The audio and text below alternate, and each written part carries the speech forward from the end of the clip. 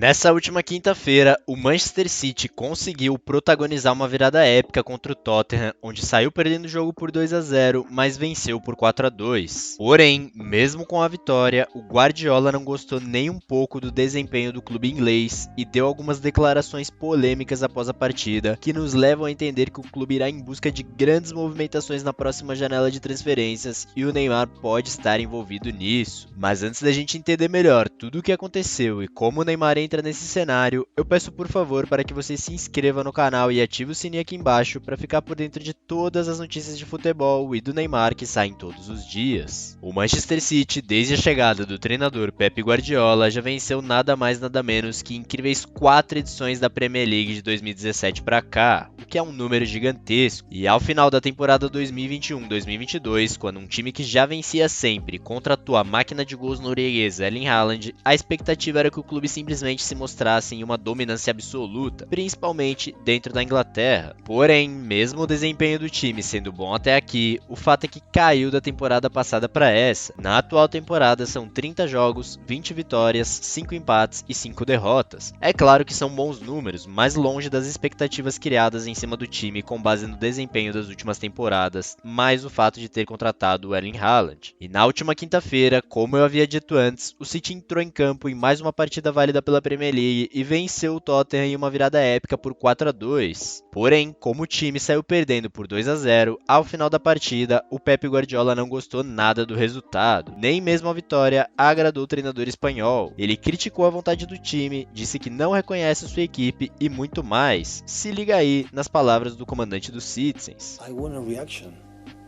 I want a reaction for all the club, all organization, not just the players, the staff and everyone.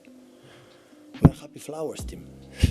Happy Flowers organization. It's good. No, I don't want to be Happy Flower. I want to beat Arsenal. Away, But if we play in that way, Arsenal will destroy us. Will beat us.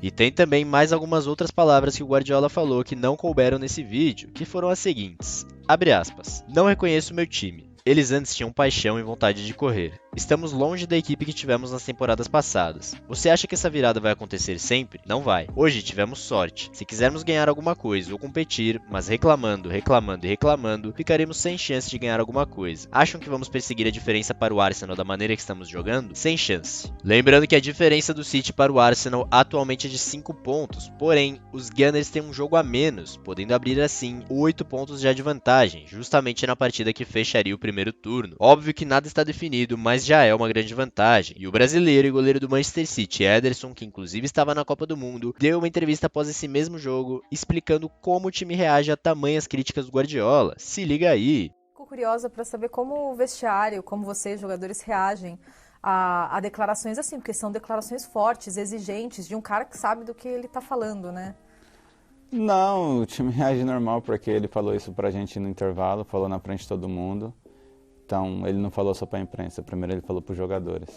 Eu imagino que seja desafiador, e o Guardiola mesmo fala sobre isso, manter um nível de motivação alto durante tanto tempo, tantas temporadas. A gente viu ao longo da história grandes equipes em várias ligas tendo dificuldades com isso também, né?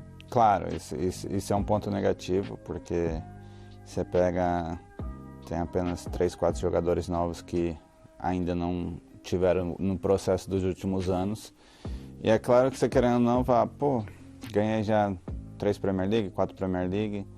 Esse ano, se não ganhar, tá bom. Eu não penso assim, eu quero ganhar toda vez, todo campeonato que eu jogo eu quero ganhar, mas eu sei que nós não vamos conseguir ganhar todos. O futebol é assim. Como vocês viram, o Ederson citou que reage de maneira natural e disse que a equipe evita aquele pensamento de já ganhamos 3 ou 4 Premier Leagues, não tem problema se não ganharmos esse ano. Porém, o fato é que sabemos que mentalidades como a do Cristiano Ronaldo ou a do Messi de continuar buscando títulos e mais títulos, recordes e mais recordes, mesmo após já ter conquistado praticamente tudo, são raras. Ou seja, provavelmente, alinhando as palavras do goleiro brasileiro, brasileiro Ederson, as palavras do Guardiola, quando ele diz que não reconhece o time, é provável que o Manchester City esteja passando sim por uma saturação no elenco e nos jogadores, pois a maioria ali já venceu muitas vezes a Premier League. Eu não estou dizendo que o time atual do Manchester City é ruim ou alguma coisa do tipo, mas sim que às vezes é hora de buscar uma renovação em algumas peças para que essa saturação não aconteça e mantenha o alto nível da equipe. E pensando nisso tudo, com certeza espaços para novos jogadores são abertos, e como sabemos, já é confirmado que o PSG pretende negociar o Neymar a partir da próxima janela de verão europeia. Se você não viu as palavras do Marcelo Beckler falando sobre isso e explicando os motivos, dá uma olhada. E a coisa não mudou,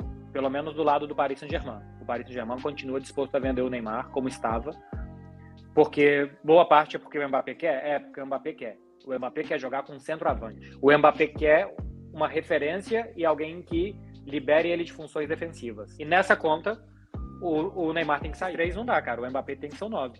Não dá pra ter Messi, Neymar e Mbappé e algum dos outros dois jogar nessa função. Então, hoje estão jogando quase que com 2 atacantes e com o Mbappé pelo lado do campo, com mais liberdade. Mas ele quer um 9, ele quer uma referência. Ele quer alguém que ele possa tabelar, que possa fixar 2 zagueiros para que ele fique entre um zagueiro e um lateral.